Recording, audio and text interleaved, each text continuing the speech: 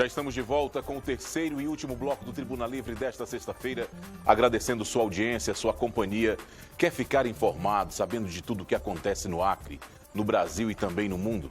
Acesse o site www.oriobranco.net. Acessando o riobranco.net, você se mantém sempre bem informado, pode rever todos os programas da TV Rio Branco, inclusive o Tribuna Livre, que será reprisado amanhã, sábado, mas você pode ver através do site. Nossos convidados de hoje... Desculpa eu estar interrompendo aí, mas porque a pergunta do Narciso ficou para ser respondida agora, é isso? Vai responder. Tá, desculpe. Então. Nossos convidados de hoje, o Fábio Kennedy, diretor da Unidade de Regime Fechado 3, e a Valéria Santos, diretora operacional do IAPEM. Narciso, refaça sua pergunta bem rápido, para que eles possam responder. Da projeção do futuro? Não. Hoje tem 850 mil presos para 400 mil vagas. O que significa, matematicamente, que já está 100% lotada. Só que o crescimento da população carcerária do Brasil cresce a uma média de 8,3% ao ano. E se batesse nessa marcha, no ano 2025, nós teremos 1,5 milhão de presos do Brasil. A minha pergunta, em que situação estará o Estado brasileiro para manter esses presos? Em especial o Acre. A considerar exatamente esse crescimento, a velocidade com que acontece esse crescimento, a gente não acompanharia, né, em se tratando de recurso para construir estruturas para que a gente pudesse abrigar a contento, né, essas pessoas. Algum movimento, algumas ações por parte do CNJ e os estados estão fazendo, vocês devem ter conhecimento, como, por exemplo, a monitoração eletrônica, que hoje é uma realidade no Acre. Né? Hoje foi um projeto que desafogou bastante. Aqui, em se tratando de local, a gente tem hoje 1.984 pessoas em monitoração eletrônica, né? Sai a um custo... Isso. Sai a um custo bem mais baixo, né? É uma ação bem efetiva, porque as pessoas estão monitoradas 24 horas por dia. Nós temos uma equipe que fica no IAPEM fazendo essa monitoração, né? Então, ele cumpre regras tão assim, fechadas quanto quem está lá nas unidades, porque ele tem que estar às 7 horas da noite em casa, né? Ele não pode transitar em bares, em restaurantes, em locais públicos. Às 19 horas ele realmente se recolhe em casa, e caso a gente perceba pela nossa monitoração que ele está em qualquer lugar, imediatamente ele é recolhido. Então, essa é uma saída. E eu acredito que para o Brasil e para o Acre é a principal saída que a gente tem, pelo custo e pela efetividade, né? Pela eficácia, pela eficiência do serviço, porque construção de presídio é uma coisa cara e não se e não se faz da noite para o dia, leva um tempo, né? E aí você constrói, você tem que ter o quê? Equipes para cuidar, para efetivar o serviço. Valéria, às vezes eu tenho um governador que construiu 10 escolas, construiu não sei tantas creches. Obra pública, quando você constrói, ela tem um custo. O que é difícil para o poder público é manter essas estruturas. Já imaginou, aqui no Acre, com 8.500 presos, almoço, café da manhã, jantar, assistência médica, a manutenção do sistema... São alguns milhões de reais. Ela é muito mais pesada. Uma coisa que ninguém lembra, que é assim grave, que a gente sente na pele, água. As pessoas não lembram. O consumo absurdo de água que nós temos nas unidades prisionais. É um consumo, e é um bem que as pessoas não acreditam, mas vai entrar em escassez, né? A gente sabe que esse movimento é mundial. Agora, água é uma coisa, um consumo muito grande. Assunto, Narciso, eu tenho muita esperança, que não para mim mais, mas pelo menos para os netos e bisnetos, que quando eles estiverem já amadurecidos, esse sistema tenha diminuído muito, porque aí haveria uma melhoria do Brasil. Infelizmente, essa situação que nós estamos aqui debatendo, que você levantou com muita propriedade, a projeção para o futuro, isso tudo se deve a como se comportou a República Brasileira. a vergonha da nossa classe política, que é responsável, sim, por não colocar políticas públicas adequadas De base. para desenvolver o país, para dar educação, para dar saúde que a população precisa. Toda essa miserabilidade brasileira está levando também essas pessoas ao crime. Crime de toda ordem. Aí tem gente, não, porque o pobre o pobre é obrigado a ser criminoso. Não, não se trata disso. Além disso, nós temos um componente extremamente danoso para esse jovem, que é o consumo que nós aqui abordamos. De querer consumir cada vez mais. É uma sociedade consumista, que não era nem no teu tempo de garoto, nem no meu. Você hoje chega em casa, liga a televisão, mostra o tênis, mostra o óculos, mostra o relógio, mostra a bicicleta, mostra... Aí envenena tudo. Quando eu fazia política, doutora Elizabeth... Você não faz mais? Doutora Valéria, não, a política partidária eu não faço mais. Não, nem eu, nem eu. Não faço. Eu me lembro... São aposentados. Como Literalmente, né? como a televisão... A Globo, vamos falar Globo, que quando nós temos que falar em televisão, vamos falar Globo, o tanto que ela influi na cultura nacional. Às vezes, a artista da novela da Globo, do capítulo da sexta-feira, usava um vestidozinho no modelo tal. 3 dias depois, aí tinha fazer o comício Assis Brasil, a mocinha já tinha feito um vestido do mesmo modelo, não era o mesmo tecido. E a maior parte das vezes essas novelas influem de forma negativa. Não, só influi de forma negativa. Eu nunca vi uma novela para o aluno que terá em primeiro lugar ser o herói, para a mulher que cuida bem dos filhos. Agora, se a mulher está chifre no marido, aí vira a rainha da sucata. É isso que eu quero dizer. A televisão é muito mal utilizada do ponto de vista cultural no Brasil.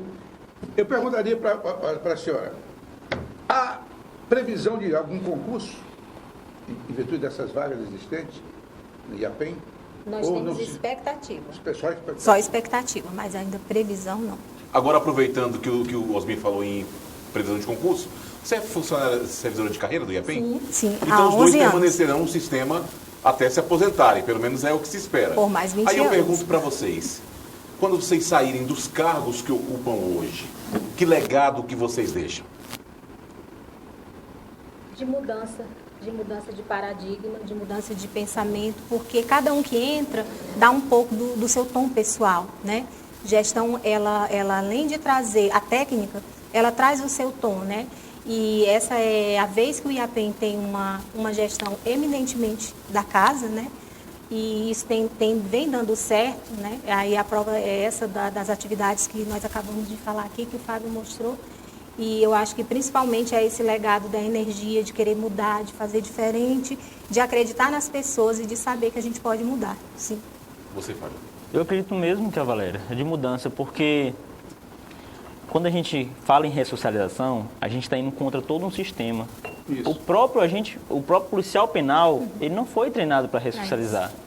Não foi treinado. Então, quando eu assumo uma unidade, que eu falo, olha, nós vamos tentar ser referência nacional em ressocialização, para que o preso, quando ele queira sair da facção, ele procure, ele tenha um norte, ele tenha uma ilha para ir lá e falar, não, eu vou cuidar da minha família. Para você trabalhar a mente do profissional ali, de que a gente tem que dar oportunidade para ele, de que tem que deixar ele fazer curso, tem que deixar ele fazer coisas, porque nós não temos que olhar pelo crime. A partir do momento que ele está no sistema penitenciário, que a juíza já decretou a pena, o crime já se resolveu. Agora ele vai cumprir a pena que ela estabeleceu. Então é mais, né, é esse ponto de vista mesmo. O fato de eu fazer uma perguntinha simples. Uma família de 5, 6 irmãos, até as condutas são diferentes. Um gosta de uma coisa, outro gosta de outra, outro é mais disciplinado, outro menos disciplinado. Você cuida de 148 presos. A pergunta que eu vou lhe fazer. Se você fosse dar uma nota de 0 a 10 em comportamento, em conduta, em tudo, aos 148, você sabia qual o mais comportado, qual o mais indisciplinado, qual o mais traquino? E, por fim, os bem comportados do seu sistema ganha ponto para a remissão? O comportamento, ele faz parte da avaliação para o trabalho. E no momento que eles vão para lá, eles já foram avaliados lá atrás. Isso, já foram avaliados pelas unidades onde eles estão, entendeu? Por aí. E o comportamento, ele é um dos passos para fazer com que ele ganhe a portaria de trabalho. Ele alcance a remissão, entendeu? E como é uma unidade pequena, né, que a gente dobrou a quantidade de presos, mas é uma unidade pequena, eu chamo todo mundo pelo nome. Até porque a lei pede isso. Você se sente estimado por ele ou ele olha para você só como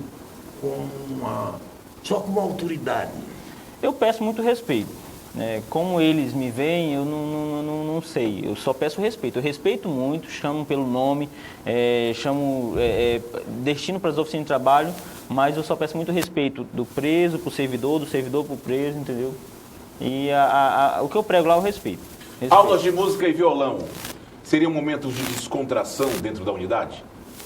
Também, mas é mais para qualificação. A gente usa para qualificação. E eu gostaria de pedir para a produção colocar aí as imagens das aulas de música e também de violão, que acontecem dentro da unidade 3, a unidade de regime fechado 3, mais conhecida como Papudinha. São quantos alunos aí dessas aulas de violão e de música? Nós temos 15 alunos fazendo. 15 alunos? Que cursos são oferecidos lá? Só violão e música? Não, nós temos violão, músicas, libras. Nós vamos implementar agora a questão de parte elétrica, um curso de elétrica lá, eletroeletrônica. Aumenta aí o volume para a gente ouvir um pouco.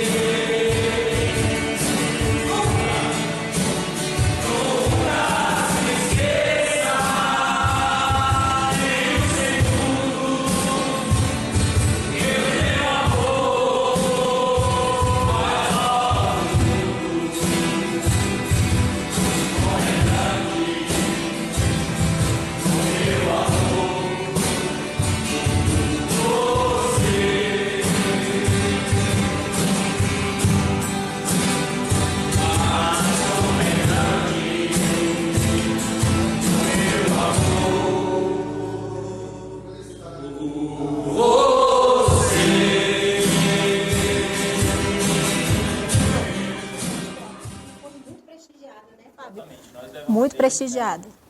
Os 15? Não, nós selecionamos 5. Não sei se ainda dá tempo de eu meter o meu bedelho ainda nesse programa, mas Dostoiévski, no Guia Caráter, uma frase dele sobre isso. Ele diz, o grau de civilização de uma sociedade é medido pela forma como ela trata os seus presos. Dostoiévski. Quer dizer, porque o preso, o Estado tem que entender que ele é o responsável pelo preso. Além disso, Narciso, Hein? eu acrescentaria que um preso é uma pessoa que perdeu o seu segundo bem maior, que é a liberdade.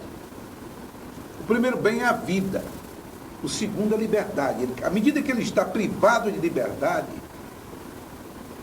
ele tem que pelo menos ser tratado como um ser humano. E isso eu acho que eu acho o seu sistema prisional lá, não conheço os demais, mas pelo menos lá eu conheço, é um sistema que faz com que o preso, o tempo passe. E ele muitas vezes não percebe. Não se trata de uma câmara de tortura, Porque você, além de ser privado da liberdade, você tem um sistema de torturador no sentido mais amplo, né? Aí é uma penalidade dupla. É por isso que eu acho que foi importante nós termos trazido para mostrar à sociedade acriana que vocês estão tentando, sim, recuperar e para integrar essas pessoas que cometeram um crime e que estão sendo punidos pela lei, mas que um dia eles voltarão para estar aqui. Só uma perguntinha para a doutora Valéria. Doutora Valéria, em algum momento aqui no Acre, do sistema, a senhora está há um ano lá? 11. Há 11 anos. A inteligência do sistema, logicamente, o sistema tem uma inteligência. Sim. Já anteviu a sinalização de alguma rebelião e vocês conseguiram debelar a tempo, ou isso nunca aconteceu aqui no Acre? Não diria de rebelião, mas de algumas crises. Sim, já conseguiu. Já, sim. Porque a última rebelião que nós tivemos foi aquela de 2016, né, onde vitimou aqueles 4 presos, que foi um marco ruim para nós, que foi quando dali a gente conseguiu ficar sem desenvolver várias atividades que estão começando a ser retomadas só agora, né? Mas algumas crises a inteligência conseguiu apontar e a gente prontamente agiu, né? Nós temos um serviço de inteligência. Mas vocês há pouco tempo inauguraram outras celas aqui, né? Inauguramos pavilhões. Outros Outros pavilhões, sim. pavilhões. Agora, Valéria, já que você falou Já aqui, focar um pouco... Criamos mais dos vagas. pavilhões, no início do programa você falou que no estado tem 9 presídios. Onde estão esses presídios? Cruzeiro do Sul. Quantos em Cruzeiro do Sul? Só um. Um em Cruzeiro do Sul. Na verdade, são 2, porque tem... No mesmo espaço tem 2 prédios, né? Era um que era mais antigo e ele foi revitalizado, e o novo, né? Então, lá são tem um 2 em Cruzeiro do complexo. Sul. Aí temos um em Senador Guiomar, Sena Madureira, em Feijó, Tarauacá, em Feijó a gente fechou, né? Por último, uma E 2 em pergunta. Rio Branco. Em Rio Branco. Uma pergunta que eu vou fazer, agora é a última mesmo que eu vou preocupar. Eu espero. Há um preconceito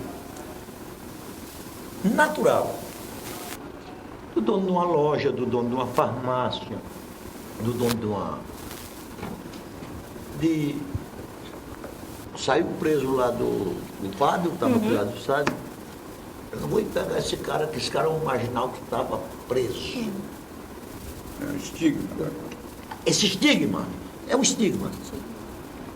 Vocês também não cuidam também desse detalhe para dizer, não, o cara queria me empregar, mas quando soube que eu era um presidiário, me rejeitou. Vocês não podem também dar uma ajudadazinha nisso, né? Na verdade, o IAPEM promoveu uma conferência para chamar, né? Primeiro foi criada a lei para chamar os empresários para dentro dos presídios. Né? Infelizmente teve pouca aceitação por questão, acho que é desconhecimento, mas se o empresário realmente observasse o quão benefício ele vai ter, isso é bom para os empresários, é bom para quem está preso, porque tem um ambiente controlado lá, entendeu? Tem uma questão de estrutura que a gente pode organizar lá dentro, então o IAPEM ele vê dessa forma. Quando o preso sai, ele sai realmente como é que vai sair com o currículo dele.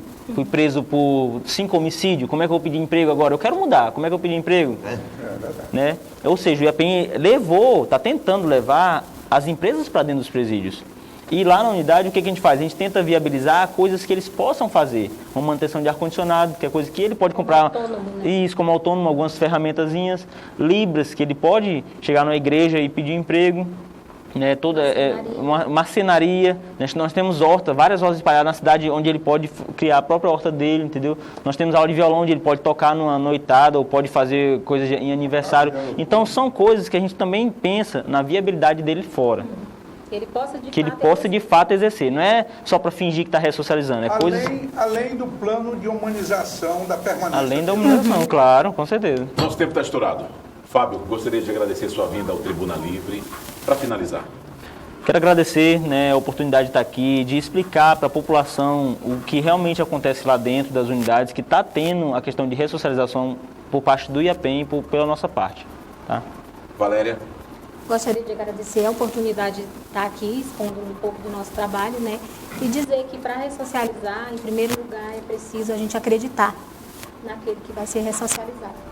Acho que é o principal componente. Quando você acredita, você aposta e investe nisso. Narciso.